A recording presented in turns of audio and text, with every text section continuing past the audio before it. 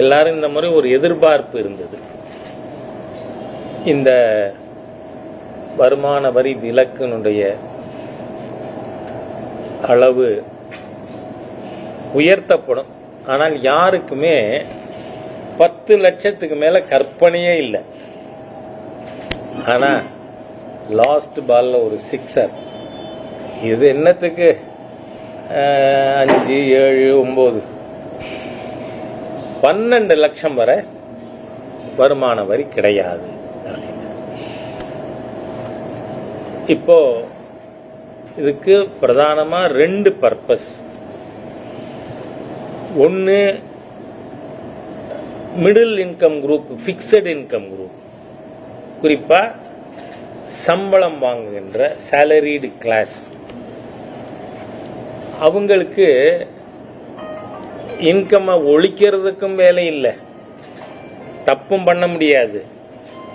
ஆனால் வருமான வரி 7 லட்சமா இருக்கு, வரி விலக்கு லிமிட்.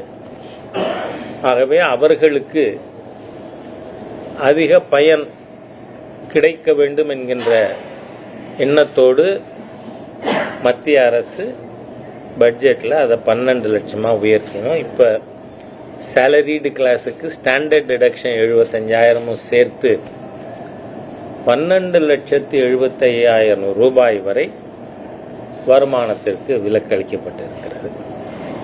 அதோடு கூட இதன் மூலமா அரசாங்கத்திற்கு நேரடியாக 1 கோடி ரூபாய் இழப்பு ஏற்பட்டிருக்கு. ஏன்னா எல்லா செக்ஷனுக்கும் அந்த 5 லட்சம் சேலரிடு செக்ஷன் மட்டும் இல்லை, business class for everybody limit 12 ஆக்கி இருக்கிறதுனால ஒட்டு மொத்தமாக நேரடி வரி வருவாய் 1 லட்சம் கோடி குறைந்திருக்கிறது. ஆனால் இந்த ஒரு போல்டு ஸ்டெப் எடுத்ததுக்கு பிரதான காரணம், இன்னைக்கு பிசினஸ்ல ஸ்டாக்னன்சி இருக்கிறதுக்கு ஒரு காரணம் டிமாண்ட் கம்மியா இருக்கு.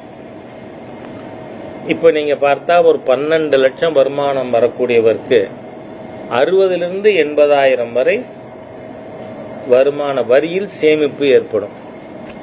அது அவங்க என்ன பண்ணுவாங்க, அவங்க கையில பணம். இந்த பட்ஜெட்டுடைய நோக்கமே அந்த மிடில் கிளாஸ் கையில பணம் இருக்கணும். அப்ப என்ன ஆகும், மாசத்துக்கு 6,000 ரூபாய் 8,000 ரூபாய். So they will go in for consumer durables. அப்ப என்ன ஆகும், கன்சியூமர் டியூரபிள்ஸ் சேல்ஸ் ஸ்பர் ஆகும்.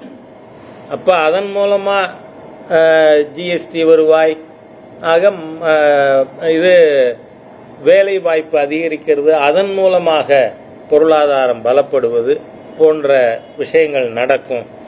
அப்படிங்கிறதுனால இந்த வரி விலக்கானது கொடுக்கப்பட்டு இருக்கிறது.